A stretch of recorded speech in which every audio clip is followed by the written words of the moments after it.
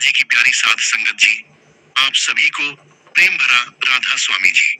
सादर विनती है कि इस सत्संग को आरंभ से अंत तक अवश्य सुने, क्योंकि यह आपके मन को शांति और मार्गदर्शन प्रदान करेगा। साध संगत जी, जीवन में समय कैसा भी हो, चाहे विपरीत परिस्थितियां सामने हो, सदगुरु का नाम हमें संबल देता है। बस इतना याद रखिए, जब सदगुरु हमारे साथ है तो कुछ भी असंभव नहीं। बुरा समय आए तो घबराने की बजाय धैर्य और श्रद्धा के साथ डटकर उसका सामना करें। जो भी हो रहा है वह सदगुरु की रजा में है और उनकी कृपा से सब कुछ ठीक हो जाएगा। बस नाम में जुड़ जाए, भक्ति में स्थिर हो जाए और अपने मन को प्रभु चरणों में समर्पित कर दें। मगर हम जीव कमजोर हैं। हम जल्दी हौसला छोड़ देते हैं, घबरा जाते हैं। हम सोचते हैं कि लगता है कि मेरी इन मुश्किलों का कोई हल नहीं है और हम पूरी तरह से टूट जाते हैं, निराश हो जाते हैं। और अगर ऐसा हो रहा है, हमें कोई हल नहीं दिखाई दे रहा है, तो हमें सदगुरु की इन बातों को याद कर लेना चाहिए, इन बातों पर अमल कर लेना चाहिए। फिर ही हमारे जीवन से सभी परेशानियां और दुख दूर हो सकते हैं, क्योंकि संत सदगुरु के पास हर मुश्किलों का हल होता है। वह हमें हर मुश्किलों से बाहर निकाल देते हैं। ऐसे ही हमें समझाने के लिए संत सदगुरु एक कहानी का सहारा लेते हैं, ताकि हमें अच्छी तरह से समझ में आ जाए। एक बार एक बहुत ही दुखी व्यक्ति सदगुरु के पास आकर कहता है कि हे सदगुरु जी, मैं अपनी इस जिंदगी से बहुत दुखी हूँ। मैं अपनी पत्नी और बच्चों को भी खुश नहीं रख सकता और मैं अपने लिए भी कुछ नहीं कर पा रहा हूँ। कभी कभी तो मेरे मन में यह ख्याल आता है कि अपने जीवन को ही खत्म कर दूं। इसलिए हे संत सदगुरु जी, आप इतनी भक्ति करते हैं, तो क्या आप मुझे कोई ऐसा रास्ता बता सकते हैं जिससे यह मेरे जीवन में जो बुरा वक्त चल रहा है तो यह समाप्त हो जाए, क्योंकि मेरा बहुत बुरा समय चल रहा है। 2 वक्त की रोटी का भी इंतजाम मेरे लिए करना बहुत मुश्किल हो गया है। इसलिए आप ही मुझे कोई उपाय बताएं, कैसे मैं अपने परिवार को खुश रखूं। मुझे कोई ऐसा आसान सा तरीका बताएं, क्योंकि मैं ज्यादा पढ़ा लिखा तो नहीं हूँ और अगर आप बड़ी से बड़ी ज्ञान की बातें करेंगे तो शायद मैं कभी समझ भी नहीं पाऊंगा। ये सुनकर संत सदगुरु ने मुस्कुराते हुए कहा कि तो फिर तुम एक काम कर सकते हो। उन्होंने सामने की तरफ इशारा करते हुए कहा कि उसे ऊंची पहाड़ी पर एक मंदिर है और उस मंदिर के पास चींटियों का एक घर है, जहां पर हजारों चींटियां रहती हैं। तुम्हें सुनने में बड़ा अजीब लगेगा, लेकिन चींटियां उस मंदिर की जमीन को खराब कर रही हैं, उस मिट्टी की उपजाऊ शक्ति को खत्म कर देती है, जिसके कारण वहां पर कोई भी पेड़ या कोई भी फसल पनप नहीं पाती है।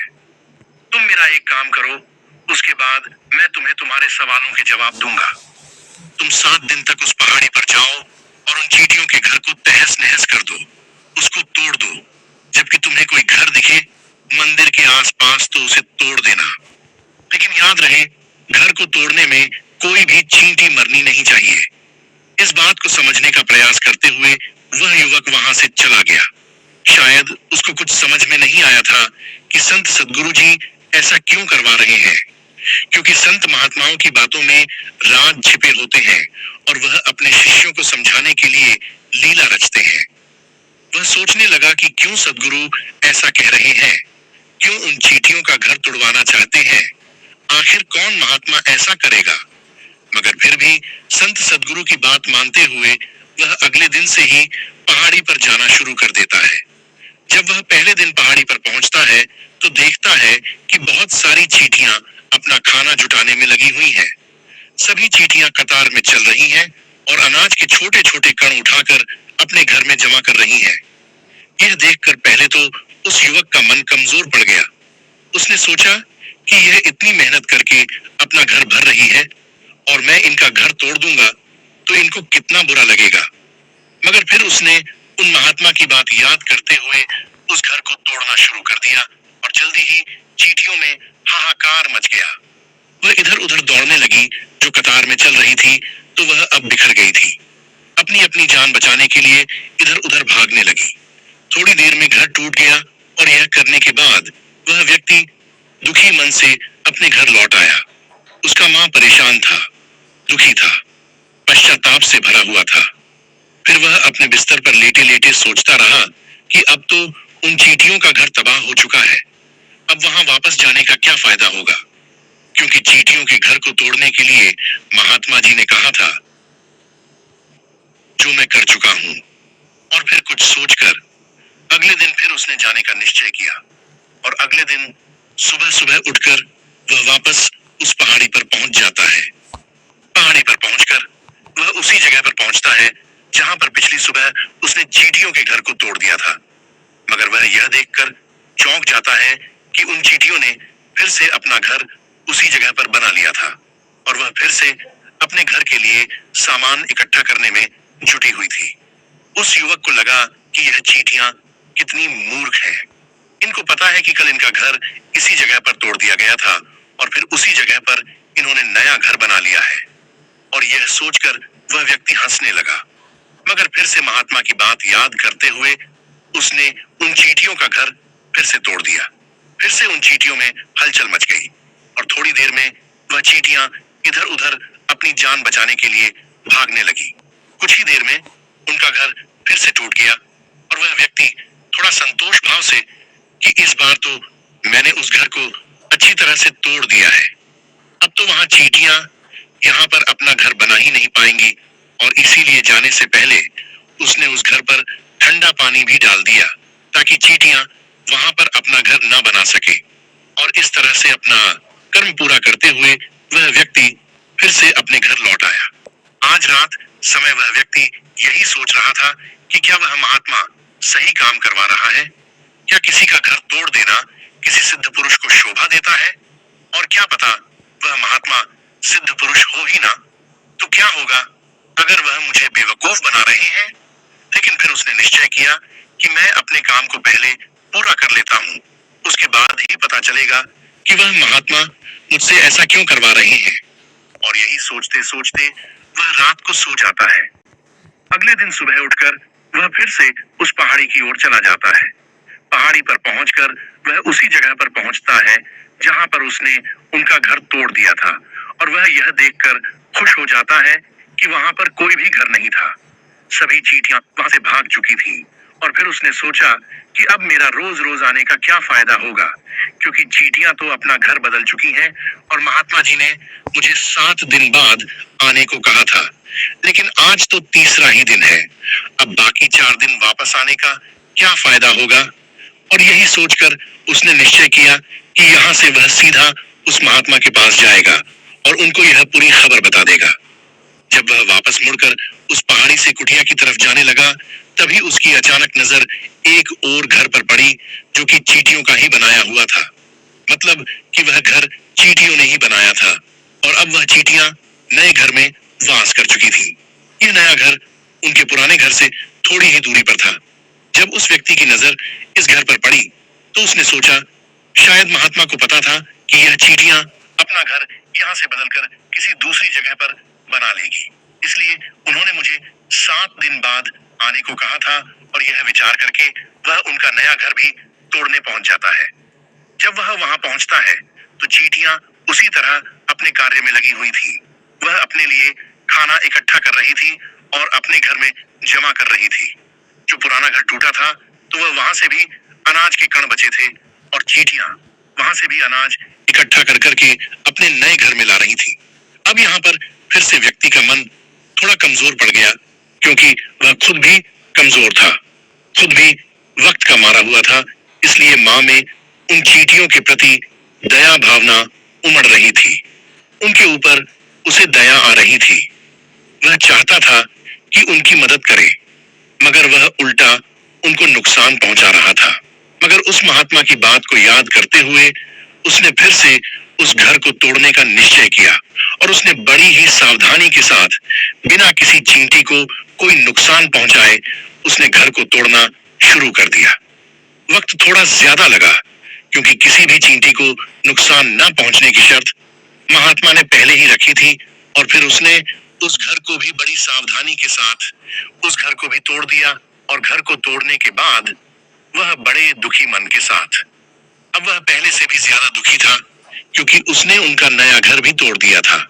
वह इन चींटियों को बसने ही नहीं दे रहा था, मगर फिर भी उस महात्मा की बात मानते हुए वह अपने घर पर दुखी मन से वापस आ गया। रात को सोने से पहले उसने एक बार फिर से सोचा कि मैं कितना बड़ा शैतान हूँ। पुराना घर तो छोड़ो, मैंने उन चींटियों को कहीं भी बसने के लिए जगह नहीं दी है। वे चींटियां मेरे बारे में क्या सोचती होंगी? वह कितना बड़ा दानव होगा। मगर फिर भी उसने अगले दिन जाने का निश्चय किया और अगले दिन सुबह सुबह वह फिर से वहां पर पहुंच गया। आश्चर्यचकित रह जाता है कि इस बार चींटियों ने एक नई जगह पर फिर से अपना नया घर बना लिया था। वह तो पहले से भी ज्यादा ऊर्जा के साथ काम कर रही थी और उन्होंने एक रात में पहले से भी बड़ा घर बना लिया था और वह फिर से अपना खाना इकट्ठा करने में लगी हुई थी। ये देखकर उस व्यक्ति को लगा कि ये चींटियां किस मिट्टी की बनी हुई हैं। मैं उनको बार बार यहाँ से भगाने की कोशिश कर रहा हूँ और ये वहीं पर अपना घर बना लेती है। क्या इनको पता नहीं है कि मैं इन्हें यहाँ पर बसने नहीं दूंगा? ये चींटी तो दिखने में इतनी छोटी है, मगर फिर भी यह मुझसे हार नहीं मान रही है। बड़ी ताज्जुब की बात है। और इस बार उसने गुस्से में उस घर को भी तोड़ना शुरू कर दिया। मगर इस बार घर को तोड़ते हुए कुछ चींटियां वहीं पर मर गईं। उसके पैरों के नीचे कुचली गई। कुचलने के बाद जब वह अपने अहंकार से बाहर आया तो उसने देखा कि गुस्से में उसने चींटियों में कितनी क्षति पहुंचा दी है। उसका मन पश्चाताप से भर गया और वह रोता हुआ अपने घर की तरफ लौट आया। रात में सोते समय उसने सोचा कि मैं इन चींटियों पर बहुत ज्यादा जुल्म कर रहा हूँ। अब इससे ज्यादा अत्याचार मैं नहीं कर पाऊंगा। और यही सोचकर वह अगले दिन अपने घर से थोड़ा आटा लेकर उसी पहाड़ी पर पहुंच जाता है। आज उसके मन में चींटियों के प्रति श्रद्धा का भाव था, दया का भाव था। आज वह उनकी मदद करना चाहता था। जब वह वहां पर पहुंचा तो चींटियां फिर से अपने नए घर को बनाने में लगी हुई थीं। उसने बड़ी ही करुणा के साथ अपने साथ लाया हुआ आटा खिलाया। अगले 7 दिनों तक वह ऐसा ही करता रहा। वह रोज सुबह जाकर उन चींटियों को अपने हाथों से आटा खिलाता और फिर 7 दिन के बाद वह व्यक्ति महात्मा के पास जाकर हाथ जोड़कर कहने लगा कि हे महात्मा जी, मुझे माफ कर देना। मैंने उन चींटियों के घर को तबाह करने की बहुत कोशिश की। मैंने उनके घर तोड़े भी और एक बार नहीं 4 बार मैंने उनका घर तोड़ा। मगर उसके बाद मैं हिम्मत नहीं कर पाया, उनके घर को नहीं तोड़ पाया। मैं समझ सकता हूँ कि मैंने अपना काम पूरा नहीं किया और इसके बदले आप मुझे तरीका भी नहीं बताएंगे जो कि मुझे मेरे बुरे समय से बाहर निकाल सकता है। लेकिन मुझे इसकी कोई परवाह नहीं है। मुझे लगता है कि मैंने जो किया वह सही किया है, इसलिए मैं आपसे आज्ञा लेकर वापस जा रहा हूँ। कृपा करके मुझे अपने घर वापस जाने की आज्ञा दीजिए। ये सुनकर महात्मा ने मुस्कुराते हुए कहा कि अरे बेटा, कहाँ चल दिए? रुको तो सही, जलपान तो कर लो। थोड़ी देर रुक जाओ, उसके बाद चले जाना। और यह कहकर वह महात्मा उस व्यक्ति के लिए पानी लेकर आते हैं। पानी पिलाने के बाद वह महात्मा उस व्यक्ति से पूछते हैं कि तुम मुझे यह बताओ कि आखिर तुम उन चींटियों का घर क्यों नहीं तोड़ सके? वह चींटियां तो बहुत छोटी हैं और तुम इतने विशालकाय हो, फिर भी तुम उन छोटी छोटी चींटियों का घर तोड़ नहीं पाए। कहाँ है तुम्हारी शक्ति, तुम्हारा बाहुबल? फिर वह व्यक्ति बोला कि हे महात्मा जी, मैंने उन चींटियों का घर तोड़ दिया था। एक बार नहीं 4 बार तोड़ दिया था। एक बार तो अपने गुस्से में उन चींटियों को भी हानि पहुंचा दी थी।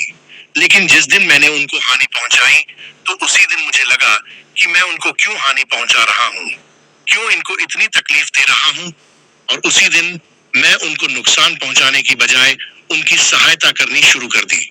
यह सुन उस महात्मा ने कहा कि यही तो सीखने की बात है। एक छोटी सी चींटी हमें जीवन का संदेश दे जाती है। मैंने तुम्हें उन चींटियों का घर तोड़ने के लिए नहीं भेजा था।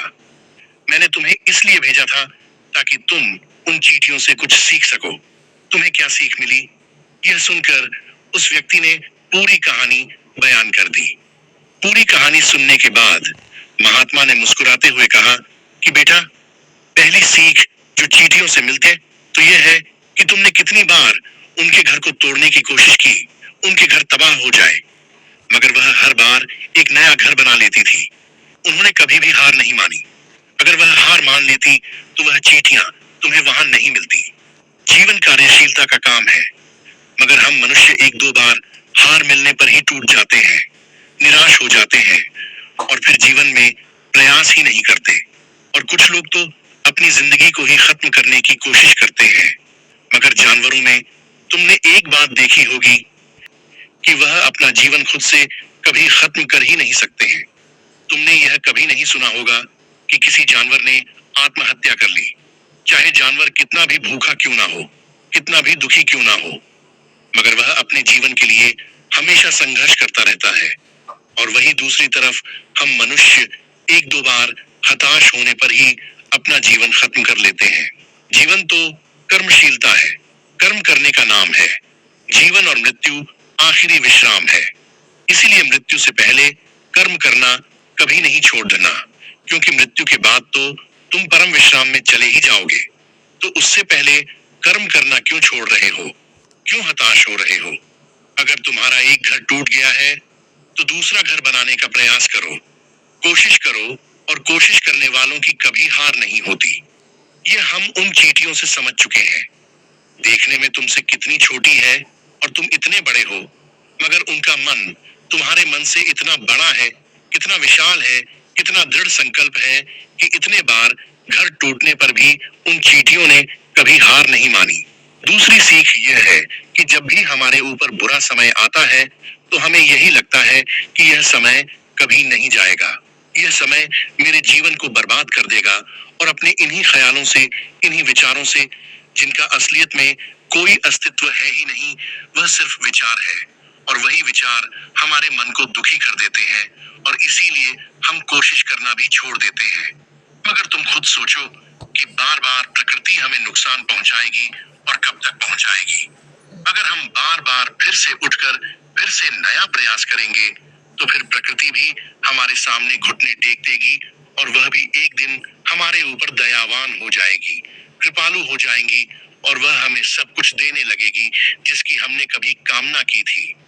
तुमने खुद देखा कि तुम उन चींटियों को नुकसान पहुंचाने के लिए पहुंचे थे, मगर बाद में तुम ही उन चींटियों को अनाज और आटा देने लगे। तुम ही उन पर कृपालु हो गए। क्यों हुए? क्योंकि तुमने देखा कि वह चींटियां हार ही नहीं मान रही थी। और इसी तरह अगर तुम भी अपने जीवन में कभी हार नहीं मानोगे तो एक ना एक दिन यह प्रकृति तुम्हें वह सब कुछ देगी जो तुम अपने जीवन में पाना चाहते थे। इसीलिए यह सीख याद रखना, कर्मशीलता, कार्य करते जाना, और दूसरा कि एक ना एक दिन प्रकृति हमारे उस कर्म का परिणाम हमें जरूर देगी। साध संगत जी नाम के सिमरन से हमें इतने लाभ होते हैं कि आप जान भी नहीं सकते हैं। जो व्यक्ति एक बार सच्चे मन के साथ नाम जप लेता है तो उसकी जिंदगी ही बदल जाती है। नाम की बहुत बड़ी महिमा है और यह केवल पूर्ण संत महापुरुष ही जानते हैं जिन्होंने नाम को जपा है। जिन्होंने नाम की कमाई की है, केवल वही इसकी महिमा को जानते हैं। एक बार एक संत जी किसी गांव में सत्संग फरमा रहे थे और उन्होंने वहां पर 7 दिन तक सत्संग फरमाया। और तीसरे दिन जब वह सत्संग फरमा रहे थे, वह कह रहे थे कि जो लोग कई तरह के पाप कर्म करते हैं तो उन्हें नरकों में जाना पड़ता है, मगर एक उपाय भी है जिससे नरकों में जाने से बचा जा सकता है। अगर कोई चाहे एक बार ही सच्चे हृदय के साथ, पूरे विश्वास के साथ परमात्मा की भक्ति नाम की कमाई कर ले तो वह नरकों में नहीं जाता है। उसी गांव में एक सेठ जी रहते थे जो कि रोजाना आकर संत जी का सत्संग सुना करते थे। और फिर जब सत्संग समाप्त हुआ तो सेठ जी संत जी के पास आए और रोते हुए कहने लगे कि महाराज, आपकी कृपा से मेरे पास सब कुछ है, किसी चीज की कमी नहीं है, मगर मेरे मन में एक चिंता रहती है। फिर संत जी कहने लगे कि आप रोना बंद करें और मुझे बताएं कि क्या चिंता है आपको। फिर सेठ जी बोले कि महाराज, आज आपने सत्संग में नरकों के बारे में वचन किया। आपने बताया कि जीव को अनेक पापों से नरक की प्राप्ति होती है, और आपने यह भी कहा था कि एक उपाय भी है जिसके द्वारा नरकों में जाने से बचा जा सकता है। इसलिए हे महाराज, मैं तो आपकी शरण में हूँ और मैं रोजाना सत्संग सुनने भी आता हूँ, क्योंकि मेरे को तो यह पक्का विश्वास है कि संतों की कृपा से मेरा उद्धार तो हो ही जाएगा। तो उसका उद्धार कैसे होगा, मुझे उसकी बहुत चिंता सताती है। मैंने उससे बड़ी बार कहा कि इस संसार के काम तो होते रहेंगे, तुम साथ साथ परमात्मा की भक्ति भी किया करो। मगर वह आगे से मुझे कहता है कि ऐसा करने से कुछ नहीं होता है, तुम भी मत किया करो। मैं प्रभु के प्रति जितना आस्तिक हूँ, तो वह उतना ही कट्टर ईश्वर है। फिर संत जी बोले कि क्यों चिंता करते हो, एक दिन उसका भी उद्धार हो ही जाएगा। फिर सेठ जी रोते हुए कहने लगे कि हे महाराज, उसका उद्धार कब होगा? आप जैसे महापुरुष हमारे गांव में आए हुए हैं, मुझे तो आप पर ही यकीन है, आप ही उसका उद्धार करेंगे। इसलिए आप कृपा करके मेरे घर पर आए, एक बार तो उससे परमात्मा की भजन बंदगी जरूर करवा लें। फिर सेठ जी की विनती सुनकर संत जी कहने लगे कि मैं कल सत्संग की समाप्ति के बाद आपके घर आऊंगा और उसे परमात्मा का सुमिरन अवश्य करवाऊंगा। दूसरा दिन हुआ तो सेठ जी अपने घर गए और संत जी के आने का इंतजार करने लगे। और फिर संत जी अपने वचन के अनुसार सेठ जी के घर पहुंच गए। और संत जी जैसे ही सेठ जी के घर पहुंचे, तो सेठ जी ने बड़े ही श्रद्धा भाव के साथ उनका स्वागत किया। सेठ जी ने अपने भाई को बुलाकर कहा कि आज संत जी हमारे घर पधारे हैं, उनका दर्शन कर लो। फिर सेठ का भाई अंदर बैठा बैठा ही कहने लगा, ना ही किसी संत से मिलना है और ना ही भगवान से मिलने की इच्छा है, तुम ही उनकी सेवा करो और तुम ही उनका पेट भरो। और फिर जब यह वचन सुन, तो सेठ जी रोते हुए कहने लगे कि महाराज जी देखा,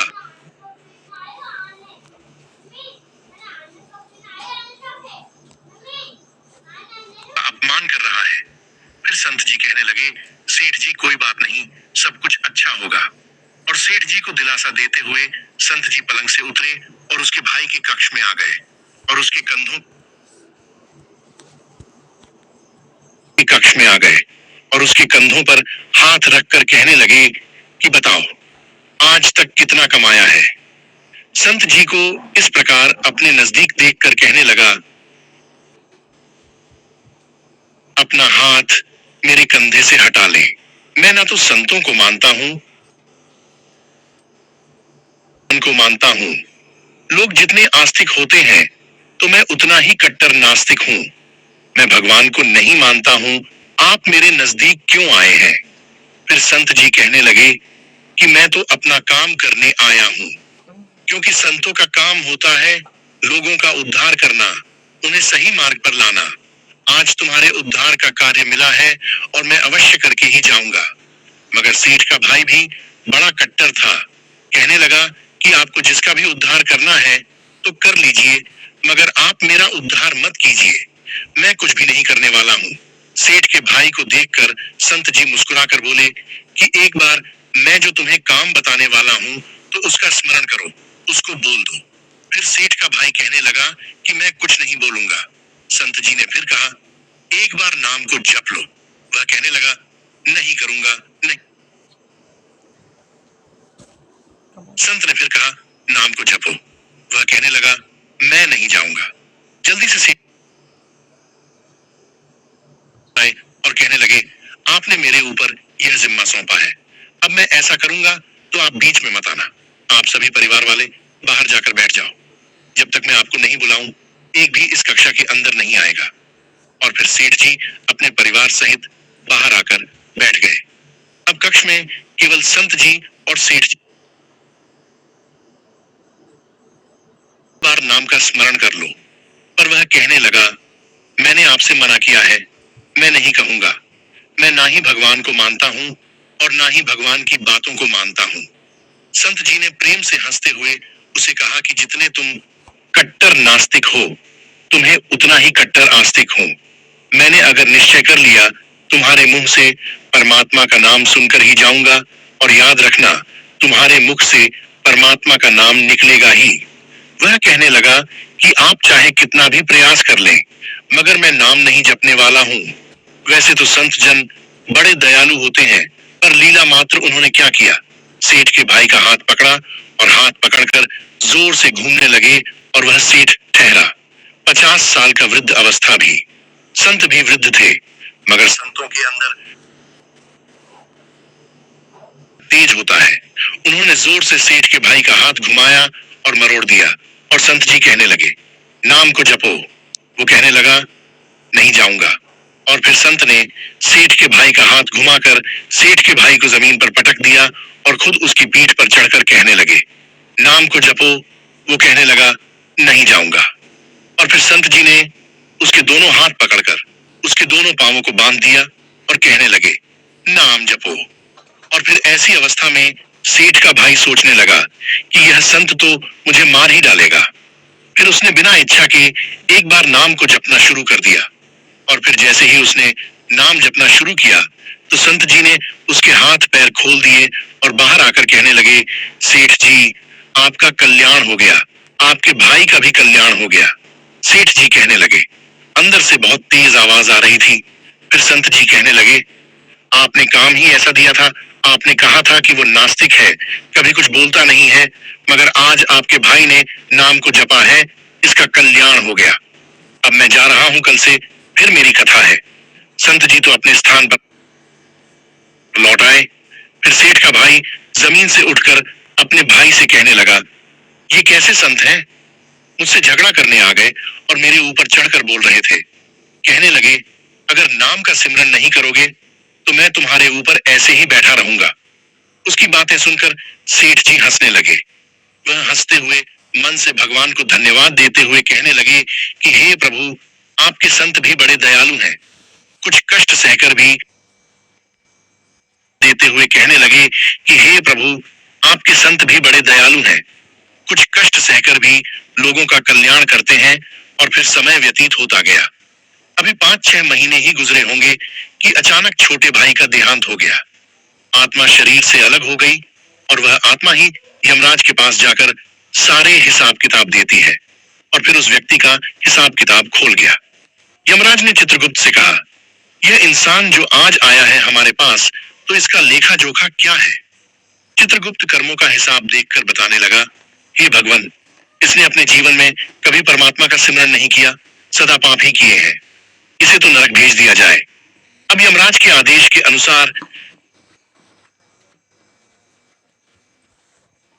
भेज दिया जाए। अब यमराज के आदेश के अनुसार जैसे ही उसे नरक भेजा जा रहा था, तब चित्रगुप्त ने कहा, भगवान, एक बात और है।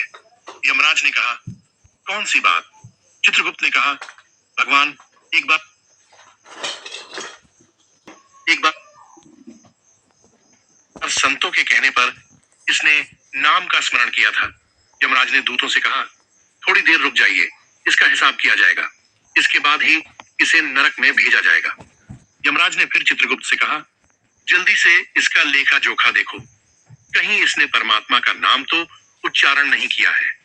चित्रगुप्त ने दोबारा फिर से पूरा हिसाब देखा और कहने लगे कि भगवान, इसने जो एक बार परमात्मा का नाम उच्चारण किया था, तो वह संतों के भय से किया था, दिल से भी नहीं किया था, मगर एक बार नाम का स्मरण किया था। अब यमराज जी विचार करने लगे कि एक बार नाम का सिमरन और पूरा जीवन पाप में क्या किया जाए। फिर उस इंसान से पूछा कि तुम यह बताओ कि हम तुम्हें पहले नाम के स्मरण का फल दे, जहां तुम्हें नरक में भेज दिया जाए। फिर वह हाथ जोड़कर कहने लगा कि भगवान, नरक में तो जाना ही है, इससे अच्छा है आप मुझे एक बार नाम के सिमरन करने का फल दे दीजिए, फिर मुझे जहां चाहे वहां भेज देना। और फिर यमराज जी अपनी पुस्तक खोलकर देखने लगे कि एक बार नाम सिमरन करने का फल क्या है। उन्होंने सारी पुस्तकें खोल दी, मगर उन्हें कोई भी फल दिखाई नहीं दिया। और फिर वह विचार करने लगे कि एक बार नाम का सिमरन का फल क्या होता है, मुझे पता ही नहीं है। फिर वह अपनी शंका का निवारण करने के लिए उस व्यक्ति की आत्मा को लेकर अपने साथ स्वर्ग लोक में आ गए। स्वर्ग में आकर यमराज ने इंद्र से कहा, हे इंद्रदेव, मुझे बताएं कि एक बार नाम का स्मरण करने का क्या फल है। इंद्रदेव ने प्रयास किया, मगर उन्हें भी इसका फल पता नहीं चला। फिर वे सब देवता मिलकर ब्रह्मदेव के पास आए। ब्रह्मदेव ने जब उन सबको देखा और कहने लगे कि यह आपके साथ इंसान कौन है, फिर इंद्रदेव कहने लगे, भगवान, इसने एक बार नाम का स्मरण किया है और बाकी सारा जीवन इसने पाप किए हैं। हमें तो पता नहीं एक बार नाम का स्मरण करने का फल क्या है, इसलिए हम आपके पास आए हैं। फिर ब्रह्मा जी ने भी बड़ा प्रयास किया, एक बार नाम के स्मरण का फल क्या है, उन्हें भी पता नहीं चला। फिर ब्रह्मदेव कहने लगे कि हम इसे अपने साथ लेकर भगवान शंकर जी के पास चलते हैं। फिर वह भगवान शंकर जी के पास पहुंचे। भगवान शंकर जी से प्रार्थना करके कहने लगे, हे महादेव, इस इंसान ने सारा जीवन पाप किया है, बस एक बार संतों के कहने पर नाम का स्मरण किया है। अब आप ही बताएं कि एक बार नाम का स्मरण करने का क्या फल होता है। फिर महादेव जी ने बड़ा प्रयास किया, पर उन्हें भी नहीं पता चला। फिर भगवान शंकर जी कहने लगे कि हमें सभी को भगवान श्री कृष्ण जी के पास चलना पड़ेगा, क्योंकि वही इसके बारे में जानते हैं। ऐसा सोचकर सभी देवी देवता उस इंसान की आत्मा को लेकर भगवान श्री कृष्ण जी के गोलोक धाम में पहुंच गए। गोलोक धाम में भगवान श्री कृष्ण जी राधा जी के साथ अपने आसन पर विराजमान थे। भगवान श्री कृष्ण जी ने सभी देवी देवताओं का सम्मान किया और उनसे पूछा कि आज अचानक आने का कारण क्या है। तब भगवान शंकर जी हाथ जोड़कर कहने लगे, हे भगवान, यह इंसान, इसने अपने जीवन में अनेक पाप किए हैं और एक बार इसने परमात्मा का नाम जप है। यमराज जी इस बात का पता नहीं लगा सके कि एक बार परमात्मा का नाम जपने का फल क्या है, तो वह इसकी जानकारी लेने के लिए इसके साथ इंद्र के पास आए थे। फिर स्वर्ग से होते हुए ब्रह्मलोक आए। फिर ब्रह्मलोक से होते हुए इन सबको अपने साथ लेकर आपके पास आए हैं। तो आप ही बताइए, एक बार सिमरन करने का क्या फल हो सकता है। जब इस प्रकार बात चल रही थी तो भगवान कृष्ण के पास बैठी राधा रानी बड़े जोर से हंसने लगी। तब श्री कृष्ण ने कहा, हे राधिका, क्यों हंस रही हो। फिर राधा जी हंसती हुई कहने लगी कि हे भगवान, यह अभी तक एक बार सिमरन का महत्व नहीं समझ सके। तब भगवान शंकर जी कहने लगे, हे महारानी, एक बार सिमरन करने का क्या फल है। फिर राधा जी कहने लगी, हे महादेव, आप खुद सोचिए कि इस व्यक्ति ने एक बार नाम का स्मरण किया है और एक बार नाम का स्मरण करने से स्वर्ग लोक की सैर करके आ गया, ब्रह्मदेव का ब्रह्मलोक में दर्शन करके आ गया, आपके महादेव लोक में दर्शन इसने किए। आज एक बार नाम के सिमरन के प्रभाव से यह आप सबको साथ लेकर हमारे गोलोक में धाम में आ गया है और मेरे दर्शन और भगवान श्री कृष्ण के पूजन कर रहा है। तो इससे अधिक एक बार नाम जपने का फल क्या हो सकता है। जब राधा जी ने इस प्रकार एक बार नाम जप पूरा महत्व बताया तो यमराज जी कहने लगे कि यह तो बड़ा अनंत फल है। जो व्यक्ति नरकों में जाने वाला था, एक बार नाम का उच्चारण करने से सब लोगों की यात्रा कर भगवान श्री कृष्ण और राधा रानी के चरणों में उपस्थित हो गया है, तो इससे अधिक फल और क्या हो सकता है। तभी फिर से यमराज कहने लगे, भगवान, क्या इसे अब नरकों में जाने की आवश्यकता नहीं है। फिर श्री कृष्ण जी कहने लगे, हे धर्मराज, जिसने एक बार राधा रानी के चरणों का दर्शन कर लिया तो वह तो कभी नरक में जा ही नहीं सकता है। तो फिर वहां जो भक्त दर्शन कर रहा था तो कहने लगा, हे महारानी, मैंने तो संतों के कहने में आकर एक बार नाम का स्मरण किया था, पर जो सच्चे हृदय से परमात्मा का नाम जपते हैं, नाम का स्मरण करते हैं, तो उन्हें तो जीवन में कोई भय होगा ही नहीं। वह तो नरकों में कभी जाएंगे ही नहीं, वह तो सीधा आपके चरणों में समा जाएंगे। तो इतना महत्व है एक बार नाम जपने का। तो सच्चे हृदय से जो एक बार नाम जप ले तो उसे साक्षात परमात्मा के दर्शन हो जाते हैं। तो साथ संगत जी, देखा आपने एक बार नाम जपने का कितना फल होता है। इसलिए सदगुरु जी हमें हर बार यही फरमाते हैं कि भाई नाम का सिमरन भजन कर लो, नाम का सिमरन भजन कर लो, क्योंकि इसी से हमारा बेड़ा पार होगा। इसके अलावा और कोई रास्ता नहीं है। आज की यह सत्संग अगर आपको सच में अच्छी लगी तो कमेंट में राधा स्वामी जरूर लिखिएगा और साथ साथ अपने शहर का नाम भी जरूर लिखिएगा, जिससे हम जान सके कि बाबा जी की सत्संग और साखी कहां कहां सुनी जा रही है।